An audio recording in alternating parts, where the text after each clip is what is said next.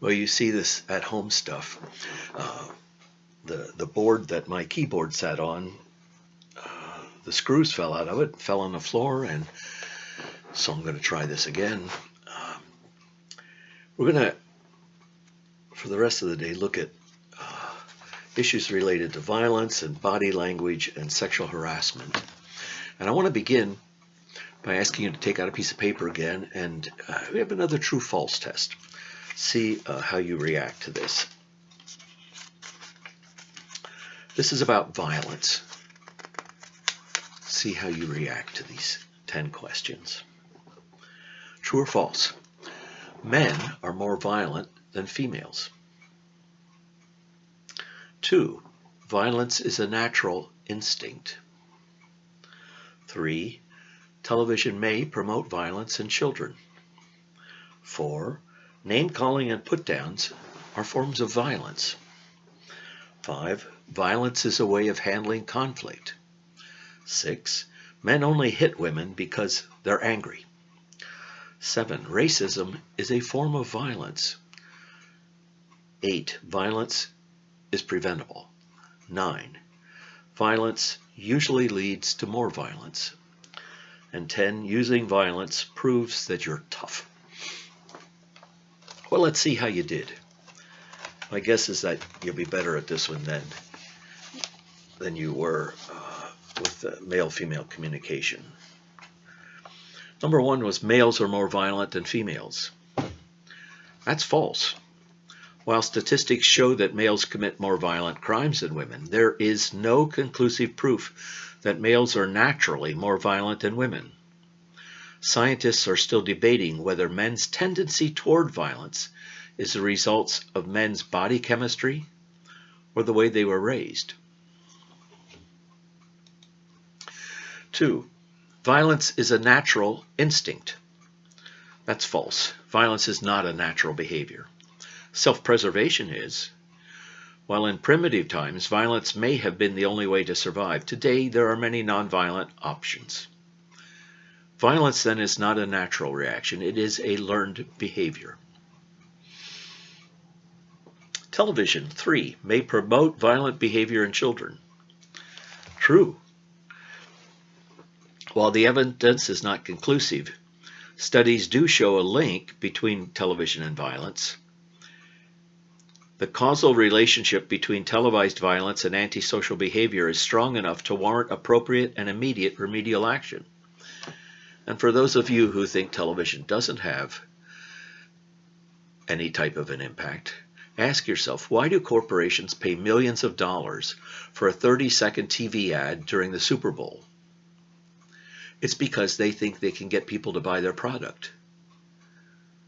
What you see on TV does influence behavior, or corporations wouldn't spend millions of dollars. Number 4, name-calling and put-downs are forms of violence. True.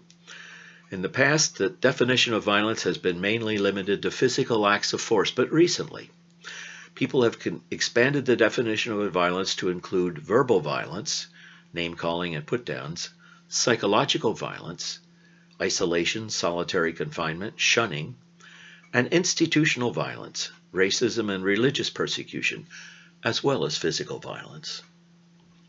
5. Violence is a way of handling conflict.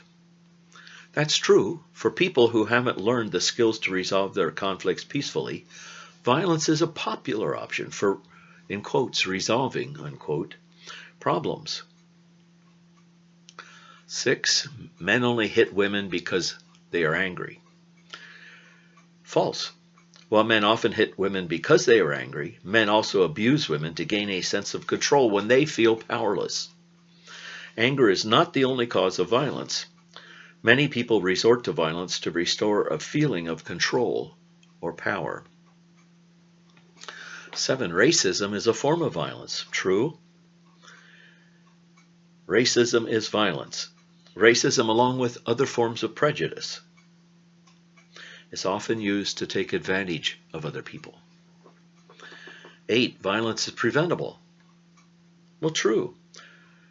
When people use rules for fighting fair and they work together, violence can be avoided.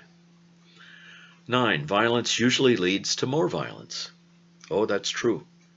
People tend to react to other people in the way they've been treated, an eye for an eye. People who feel that they are under attack tend to use violent methods when they lack the skills for nonviolent conflict resolution. Remember, as Gandhi said, as Gandhi said, an eye for an eye leaves everyone blind. And number 10, using violence proves that you're tough. That's false. It proves that you don't have the skills to deal with conflict in a constructive manner. The strong man is the man who can stand up for his rights and not hit back.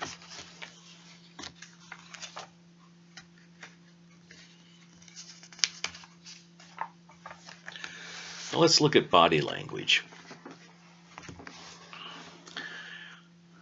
Did you know that someone who doesn't understand what you're talking about may tilt his head down, frown, or do both?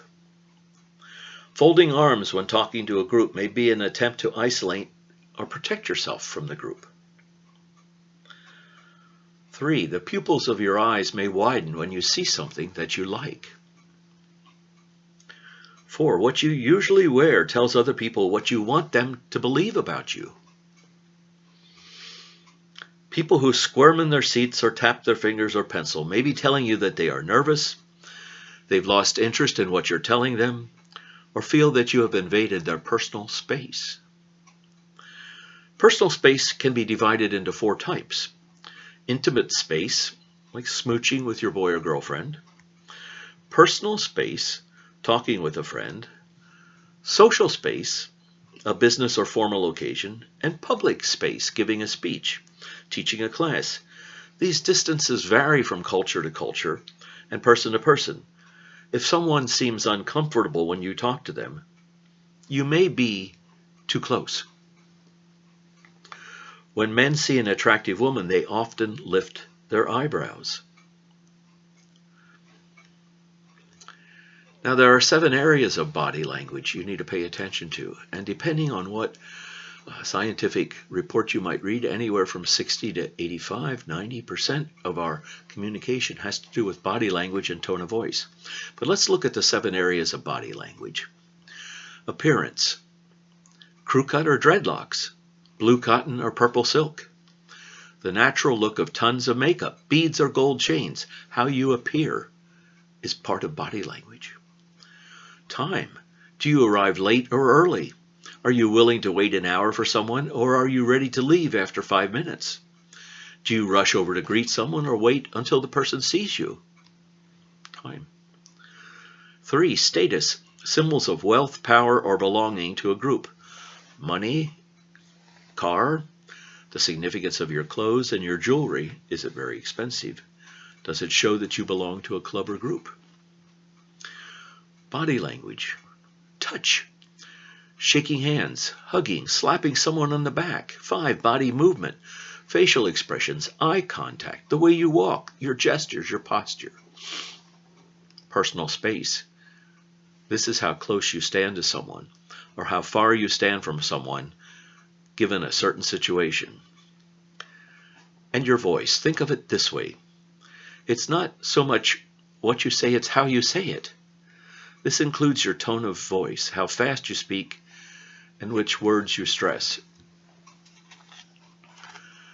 Both our ability to know how to respond to violence, whether we use violence or nonviolence, and our body language are things which dramatically affect our communication skills, person to person, and especially between males and females. So I hope this has been interesting to you, and I look forward to seeing you again on Wednesday.